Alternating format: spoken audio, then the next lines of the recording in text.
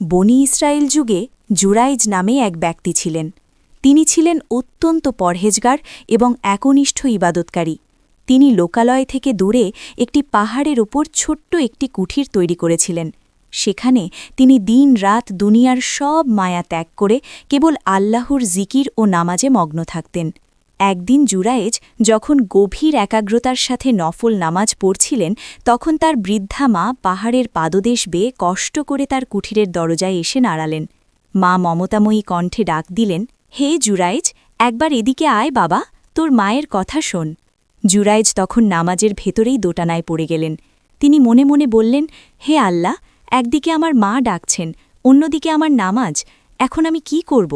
তিনি ভাবলেন নামাজের মাঝখানে ডাক দেওয়া ঠিক হবে না, তাই তিনি নামাজ চালিয়ে গেলেন এবং মায়ের ডাকে সাড়া দিলেন না। মা কিছুক্ষণ অপেক্ষা করে মলিন মুখে ফিরে গেলেন।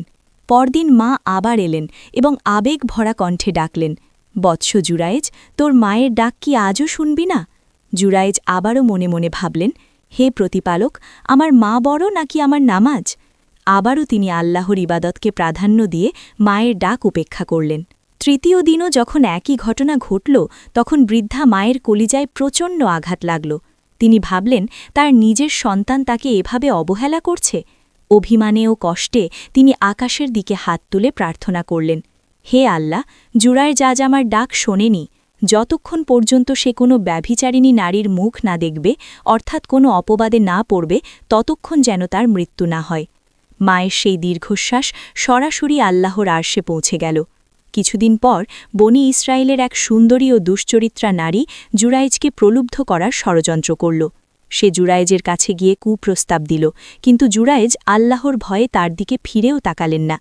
অপমানিত বোধ করে সেই নারী এক রাখালের সাথে পাপে লিপ্ত হল এবং যখন তার সন্তান ভূমিষ্ঠ হল, তখন সে পুরো এলাকায় রটিয়ে দিল, এই সন্তানের বাবা হল সেই ভণ্ড ইবাদতকারী জুরায়েজ। মুহূর্তেই পুরো এলাকায় তোলপাড় শুরু হয়ে গেল।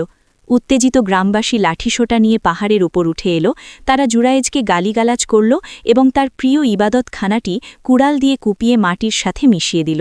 এরপর তার গলায় দড়ি বেঁধে টেনে হিঁচড়ে বিচারের জন্য বাজারের দিকে নিয়ে চলল। অপমানিত অবস্থায় যখন জুরায়েজ সেই ষড়যন্ত্রকারী নারীর সামনে দিয়ে যাচ্ছিলেন, তখন তার হঠাৎ মনে পড়ল, এ তো আমার ইবাদতের ত্রুটি নয়, বরং আমার মায়ের সেই ব্যথার ফল। তিনি বুঝতে পারলেন নফল নামাজের চেয়েও তখন মায়ের ডাকে সাড়া দেওয়া বেশি জরুরি ছিল। তিনি তখন আল্লাহর কাছে সাহায্য চাইলেন এবং মানুষের কাছে কিছুক্ষণ সময় চাইলেন। তিনি অজু করে 2 রাকাত নামাজ পড়লেন। এরপর সেই সদ্যজাত শিশুটির পেটে আঙুল দিয়ে আলতো করে খোঁচা দিয়ে জিজ্ঞাসা করলেন, হে শিশু, আল্লাহর দোহাই দিয়ে বলছি, সত্য করে বলতো, কে তোমার আসল পিতা? শিশুটি আল্লাহর কুদরতে মানুষের মতো স্পষ্টভাবে কথা বলে উঠল। শিশুটি বলল, আমার বাবা জুরায়েজ নয়, আমার বাবা হল অমুক রাখাল। পুরো গ্রামবাসী তাদের ভুলের জন্য লজ্জিত হল এবং জুরায়েজের পা ধরে ক্ষমা চাইল। তারা তার ইবাদতখানাটি সোনা বা রূপা দিয়ে নতুন করে তৈরি করে দিতে চাইল, কিন্তু জুরায়েজ বিনয়ের সাথে তা মানা করে দিলেন এবং মাটি দিয়েই আবার তা তৈরি করার অনুরোধ করলেন। জুরায়েজ বুঝতে পারলেন আল্লাহর ইবাদতের চেয়েও মায়ের দোয়া এবং সন্তুষ্টি অর্জন করা জান্নাতের জন্য কত বেশি গুরুত্বপূর্ণ। বন্ধুরা, আজকের এই হৃদয়স্পর্শী ঘটনা থেকে আমাদের জন্য বড় শিক্ষা হল, মায়ের সন্তুষ্টিই হল আল্লাহর সন্তুষ্টি।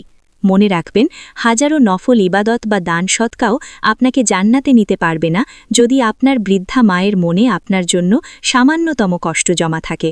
নফল নামাজের চেয়েও মায়ের ডাকে সাড়া দেওয়া আল্লাহর কাছে অনেক বেশি গুরুত্বপূর্ণ। তাই মা বাবার মনে কখনো কষ্ট দেবেন না।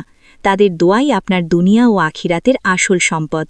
ইসলামের এমন আরও অনেক অজানা এবং শিক্ষণীয় ঐতিহাসিক ঘটনা পেতে আমাদের চ্যানেলটি সাবস্ক্রাইব করে পাশেই থাকুন।